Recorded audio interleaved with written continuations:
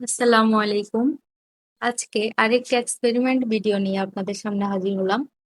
আমি বরাবরই বিভিন্ন পেজ এবং চ্যানেলের ভাইরাল রান্নাগুলো ট্রাই করে থাকি। সো কাঁচামরিচের সস ভিডিওটা দেখে আমার কিউরিসিটি হলো এটা এক্সপেরিমেন্ট করে দেখার। চলুন দেখি আসলে এটা বানানো উচিত কিনা। সসটা তৈরি করার জন্য প্রথমে আমি 250 গ্রাম কাঁচামরিচ এবং একটা মিডিয়াম সাইজের আলু কেটে পরিষ্কার করে নিয়েছি। আসলে আমার কাছে বিষয়টা একটু ভয় ছিল, তাই পরিমাণে কম নেওয়ার ট্রাই করেছি। এখন আমি আলুটা সেদ্ধ করে নেব 5 মিনিটের মতো। আলুর সাথে আমি একটা ছোট সাইজের রসুন, 2টা তেজপাতা এবং হাফ চামচ গোলমরিচ দিয়েছি। এরপর চুলাতে 5 মিনিট টাইম ধরে আলুটা সেদ্ধ করে নিলাম। এবার আলুর সাথে কাঁচা মরিচটা 3 মিনিটের মতো সেদ্ধ করে নিয়েছি। বেশিক্ষণ সেদ্ধ করলে কালার নষ্ট হয়ে যাবে, তাই চুলাটা 3 মিনিট পর অফ করে দিয়েছি। উপকরণগুলো ঠান্ডা হতে থাকুক, ততক্ষণে আমি তেঁতুলের কাঠটা রেডি করে নেই। আমি এখানে 30 থেকে 40 গ্রামের মতো তেঁতুল আগে থেকে ভিজিয়ে রেখেছি। এই তো তেঁতুলের কাঠটা রেডি। এবার উপকরণগুলো ব্লেন্ড করে নিলাম। এখন মিশ্রণটা একটা কড়াইয়ে ঢেলে নিব। দেন এতে হাফ কাপ চিনি,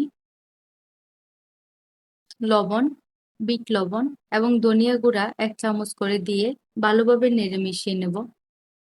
দেন পানিটা মোটামুটি শুকানো পর্যন্ত এটা নেড়ে চেড়ে জাল করতে থাকবো।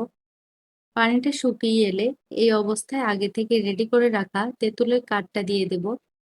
তেঁতুলের কাঠটা শুরুতে দিলে কালার নষ্ট হয়ে যেত, তাই শেষের দিকে অ্যাড করেছি।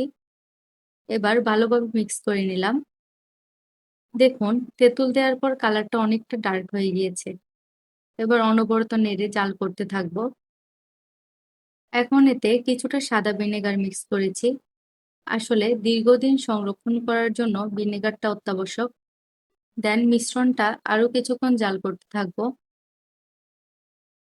যখন ঘনত্বটা ঠিক এমন হবে, কোনো পাত্রে রাখলে গড়গড়িয়ে পড়ে যাবে না, তখন বুঝবো এটা কুক হয়ে গেছে। আমি এই অবস্থায় চুলা অফ করে দিব। ঠান্ডা হলে এটা আরো ঘন হয়ে যাবে। এই হলো ঠান্ডা হওয়ার পরের অবস্থা।